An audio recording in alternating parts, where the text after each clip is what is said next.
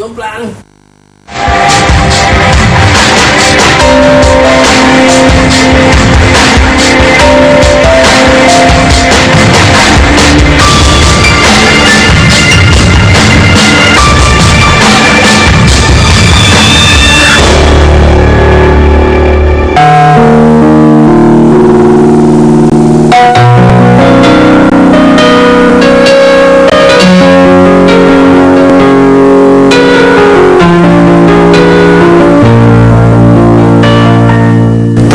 Ditemukan kurang lebih sekitar 12 tahun yang lalu, kebetulan oleh diri saya sendiri atas izin Allah, dalam peranannya sebagai salah satu alternatif untuk pengobatan berbagai macam penyakit.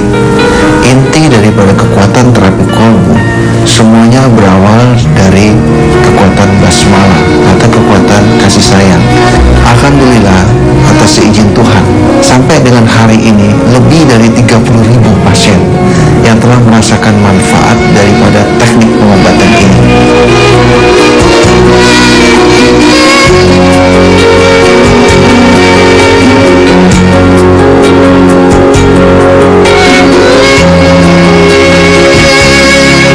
Saya penderita vertigo selama 6 bulan.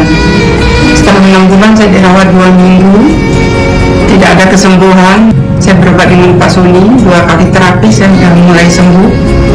Sampai kali kelima saya sembuh total. Ya, dengan terapi kalbu ini saya merasa puas ya, saya sembuh. Jadi saya sangat bersyukur banget sama Tuhan. Pertamanya saya habis ngelahirin, dapat 40 hari, langsung sakit, kerasa kepala pusing, dada debar-debar, terus takut berlebihan, gelisah, langsung pergi ke dokter, di ronsen katanya ada penyakitnya, terus ke alternatif, udah, tapi nggak ada perubahan. Langsung saya nyoba kesini, alhamdulillah rasanya tenang, enteng ke badan, tenang, nggak gelisah lagi, tidur biasanya nggak bisa tidur, sekarang udah alhamdulillah nyenyak tidurnya. Kami tidak menggunakan obat, kami tidak menggunakan jamu, kami tidak menggunakan jarum suntik, kami juga tidak menggunakan pijat-pijat, kami tidak menggunakan ayat-ayat atau tulisan-tulisan dari agama-agama tertentu, dan kami tidak menggunakan bantuan jin. Sehingga alternatif daripada pengobatan ini boleh dikata aman dan tidak mengandung unsur musyrik.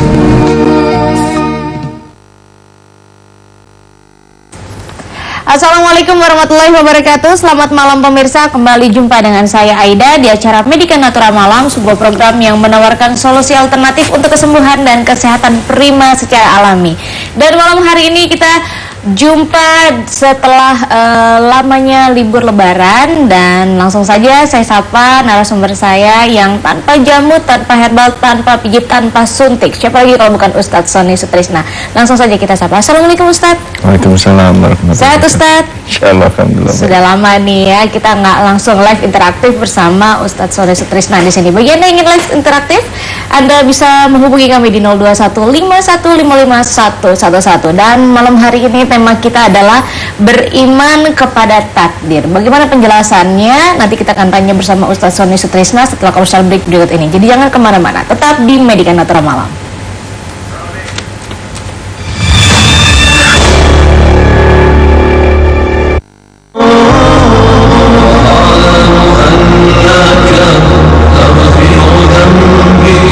Assalamualaikum warahmatullahi wabarakatuh.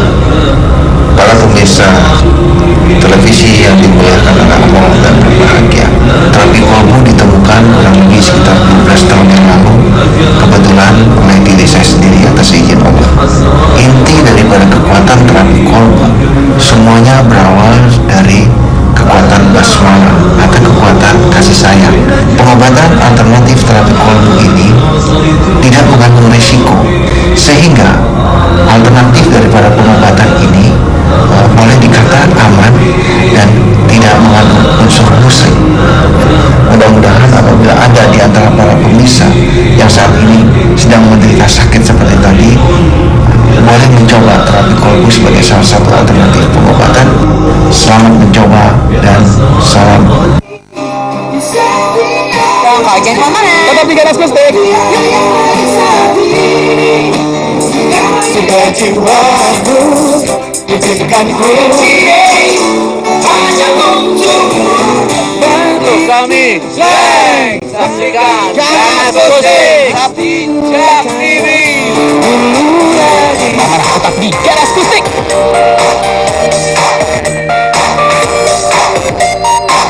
Penuhi informasi Anda selama 4,5 jam di Ada Apa Berita. Selamat berjumpa dalam Ada Apa Berita di awal minggu ini.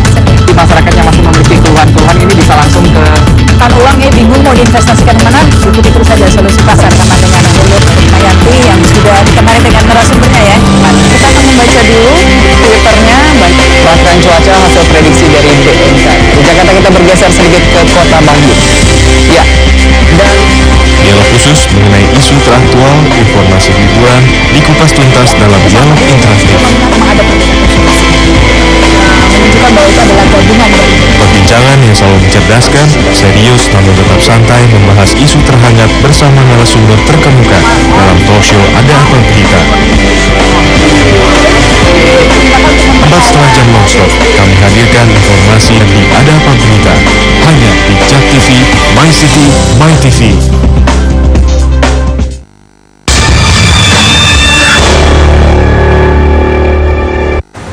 Kembali lagi di acara Medika Natura Malam dan masih bersama Ustadz Sony Sutrisna dengan metodenya tanpa jamu, tanpa herbal, tanpa pijit, tanpa disuntik, hanya menggunakan air putih, minyak yang akan dioleskan serta juga doa. Dan pemirsa bagi Anda yang live interaktif bersama kami di 0215155111. Ya baik, tema kita adalah beriman kepada takdir gitu ya Ustadz ya. Insya Allah. Nah, ini pengertian dari makna kalimat beriman kepada takdir itu apa sih Ustadz sebenarnya menurut pandangan Ustadz Sony sendiri? Ya, terima kasih Mbak Ida. Assalamualaikum warahmatullahi wabarakatuh. Para pemirsa Jak TV yang dimuliakan oleh Allah dan berbahagia. Para pemirsa, pada kesempatan yang berbahagia ini di malam hari ini, izinkanlah kita mencoba untuk mengangkat tema kita, yaitu beriman kepada takdir. Saya pikir tema ini cukup menarik untuk kita jadikan obrolan kita di malam hari ini, mengingat karena pembahasan tentang beriman kepada takdir ini sangat jarang sekali kita mendengar. Yang lebih populer biasanya dibahas beriman kepada Allah, beriman kepada para malaikat, beriman kepada kitab-kitab. Tapi beriman kepada takdir ini nampaknya agak kurang sering kita dengar. Jadi tidak ada salahnya kalau malam ini kita coba untuk kita jadikan sebagai obrolan kita. Para pemirsa Jak TV yang berbahagia, setiap agama saya pikir memiliki gaya dan cara dalam rangka urusan iman. Namun kebetulan karena saya beragama Islam, maka Islam memiliki patokan, Islam memiliki aturan di dalam urusan iman tadi, yang kita kenal dengan rukun iman. Di dalam rukun iman inilah diletakkan beriman kepada takdir tadi. Kalau kita perhatikan urutan beriman kepada takdir ini diletakkan di dalam rukun iman itu di urutan yang nomor 5, menjelang beriman kepada hari akhir. Jadi kalau kita lihat dari urutannya ini, nampaknya kita perlu sebuah proses, yaitu yang pertama proses kita harus belajar dulu beriman, apa itu yang disebut iman. Ternyata setelah kita coba teliti, iman ini urusannya sebenarnya gampang saja. Jadi kalau kita pengen tahu iman ini makhluk apa gitu, ternyata iman itu sama dengan yakin. Jadi boleh dikata kalau misalkan kita berkata, wah dia adalah orang yang beriman, itu sama saja kita mengatakan, wah dia adalah orang yang yakin. Jadi iman sama dengan yakin. Nah, di dalam urutan rukun iman ini ada banyak ya, rukun beriman kepada takdir ditaruh di nomor 5 tadi. Nah, nanti apa dan bagaimana pembahasannya akan kita bahas lebih detail pada segmen-segmen berikutnya. Nah, baik, ini beriman kepada takdir. Apakah takdir juga itu, misalnya kan kayak sekarang ini banyak sekali kebakaran, Ustaz, terus juga mungkin kecelakaan. Apakah memang itu bagian dari takdir gitu, Ustaz? Iya, saya pikir ini satu pertanyaan yang bagus sekali ya, Mbak Aida. Para pemirsa Jak TV yang berbahagia, dalam kehidupan kita ini tidak semua takdir yang datang, yang kita temui dalam kehidupan ini menyenangkan. Ada juga yang tidak menyenangkan. Misalkan kita harus berhadapan dengan ketentuan takdir terbakar, ya, kebakaran tadi, atau kita harus berhadapan dengan ketentuan takdir jatuh sakit, atau kita harus berhadapan dengan ketentuan takdir rugi dalam dagang. Nah, ketentuan-ketentuan takdir yang sifatnya seperti tadi ini pasti sangat tidak menyenangkan kalau dia datang menghampiri kita. Namun ingat, di dalam ketentuan rukun iman tadi kita harus yakin. Iman adalah yakin. Yakin bahwa pemilik ketentuan takdir itu adalah hanya Allah. Jadi sesuatu yang menyenangkan maupun yang tidak menyenangkan, semuanya datang dari Allah. Nah, kenapa sih kok kita harus belajar ilmu beriman kepada takdir ini? Kan begitu. Kenapa sih kok mesti ada beriman kepada takdir? Kenapa kita mesti belajar beriman kepada takdir? Ternyata para pemirsa, dengan kita mempelajari dan kita menguasai ilmu beriman kepada takdir ini, kita menjadi lebih yakin. Yakin dalam arti kata, apabila suatu hari kita menghadapi suatu ketentuan takdir yang tidak menyenangkan tadi, maka kita yakin bahwa kita tidak sendiri menghadapinya. Kita menghadapinya bersama dengan si pembuatnya, yaitu kita menghadapi ketentuan takdir itu bersama dengan Allah. Sehingga ini akan membuat kita lebih besar hati. Nah, demikian juga kalau kita menghadapi suatu ketentuan takdir yang menyenangkan. Misalkan kita menjadi orang yang kaya, atau kita dilahirkan dalam keluarga yang konglomerat misalkan. Itu kan ketentuan takdir yang menyenangkan. Nah, kalau kita sudah mempelajari ilmu beriman kepada takdir ini, walaupun kita menghadapi suatu ketentuan takdir yang menyenangkan, kita tidak sombong. Karena kita yakin bahwa pemilik ketentuan takdir yang menyenangkan itu adalah Allah. Jadi inilah kegunaan kita belajar ilmu beriman kepada takdir. Kalau kita menghadapi sesuatu yang tidak menyenangkan, kita tidak patah semangat. Kita tidak takut karena kita yakin bahwa pemiliknya adalah Allah dan kita sedang bersama dengan Allah untuk menghadapi ketentuan yang tidak menyenangkan tadi. Saya ambil contoh misalkan, mungkin ada para pemirsa saat ini menghadapi suatu ketentuan takdir yang tidak menyenangkan tadi. Misalkan sedang jatuh sakit. Jangan patah semangat. Ingat, kita bersama dengan Allah menghadapi ketentuan sakit tadi. Nah, inilah kegunaan daripada ilmu beriman kepada takdir. Mudah-mudahan demikian. Baik, nanti kita lanjutkan lagi nih Ustadz. Kita akan mengorek lagi lebih dalam, dan mungkin Ustadz bisa menjelaskan lebih dalam lagi tentang beriman kepada takdir ini. Dan pemirsa, bagi Anda yang ingin langsung datang ke Terapi Kolbu, Anda bisa langsung mencatat nomor telepon dan juga alamatnya. Sesaat lagi saya akan bacakan setelah komersial berikut ini.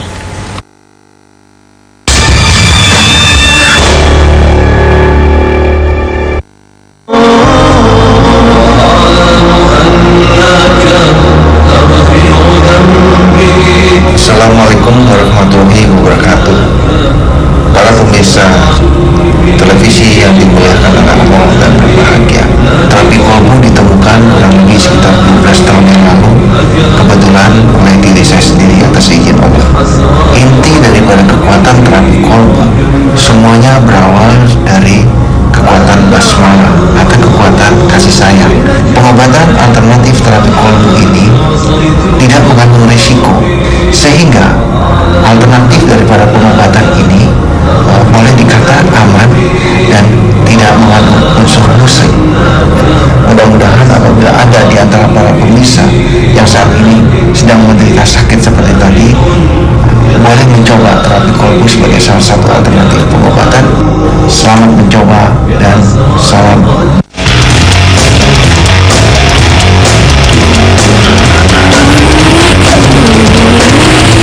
Informasi baru dan pengalaman seru seputar dunia otomotif.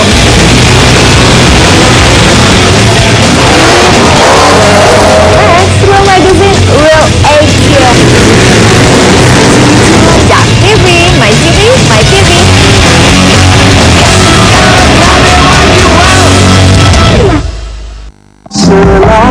Salam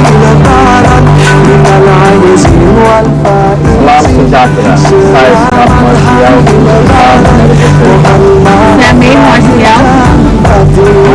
Dari Kedutaan Besar Amerika Serikat mengucapkan Selamat Hari Raya Idul Fitri 1433 Hijriah. Mohon maaf lahir dan batin. 30 hari telah kita lewati, segala doa semoga diijabahi.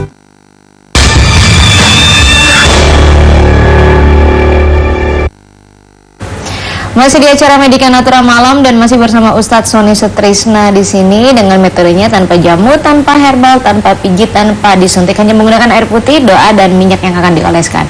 Dan bagi Anda yang ingin langsung datang ke terapi kolbu, Anda bisa langsung mencatat nomor telepon dan juga alamatnya di Jalan Utan Kayu Raya nomor 24 Jakarta Timur. Nomor teleponnya di 0218582 029 atau di 0218500 413 atau di 0217058 0381. Baik, ada yang ingin live interaktif dulu nih sebelum Ustadz menjelaskan kembali tentang beriman kepada takdir. Langsung saja kita sapa. Assalamualaikum.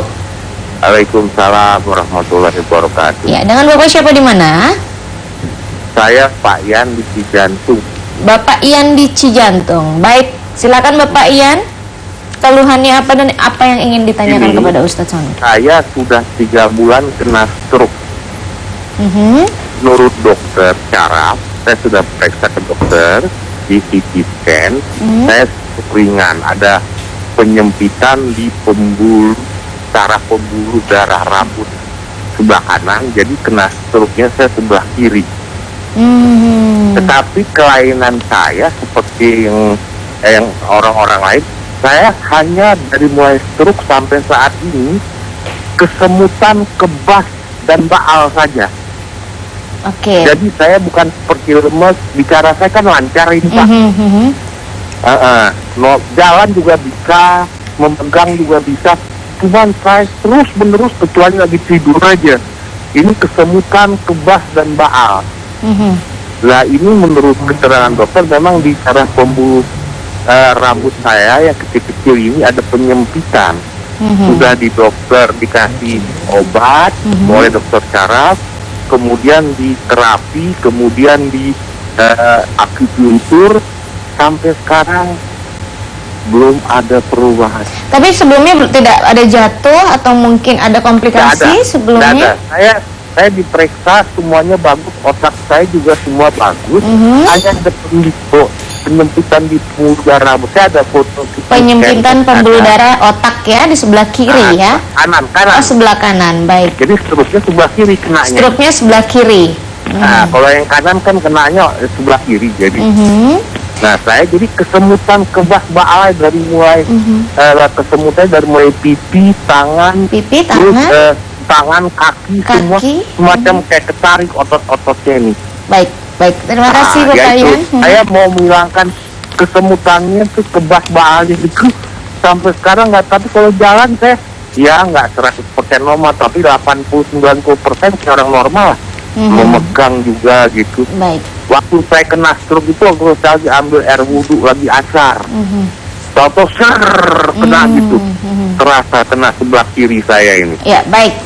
Terima kasih. Mudah-mudahan Pak Ustadz Sony dengan petunjuk dari Allah bisa membantu saya. Umur saya 68 tahun. Baik, terima kasih Bapak Ian. Ya, baik Ustadz Sony, ini Bapak Ian ini penyakit stroke, dia kesemutan, terus juga ada baalnya, tapi tidak mempunyai penyakit komplikasi atau mungkin terjatuh. Jadi di pembuluh darah rambut sebelah kanan itu langsung merambat ke stroke sebelah kiri. Jadi dari pipi, tangan dan juga kaki itu bagaimana solusinya tuh Ustadz?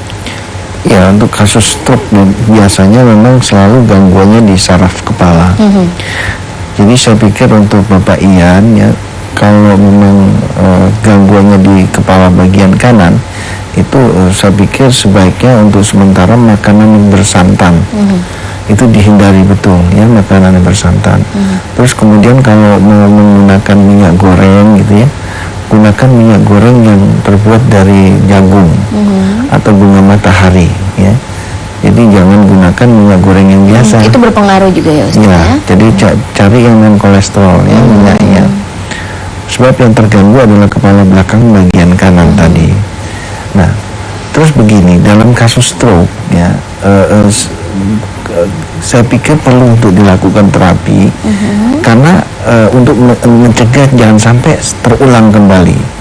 Ya, kita mau terapi itu untuk mencegah jangan sampai terulang kembali.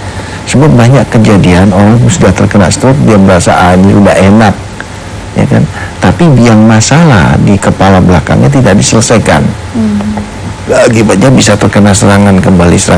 Nah, di kami di terapi kolbu yang pertama kali yang kita selalu selesaikan adalah urusan kepala tadi, ya, urusan penyempitan dan penyumbatan di kepala tadi itu yang kita selesaikan dulu agar supaya jangan sampai lebih parah atau apalagi sampai terkena serangan kembali. Jadi untuk itulah saya pikir perlu dilakukan terapi dan pantangan makan tadi harus betul-betul dijaga Pak Ian. Saya pikir demikian.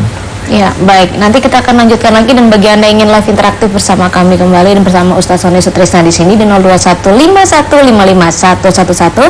Tapi kita harus break sejenak, jadi jangan kemana-mana, tetap di Medika Natura Malam.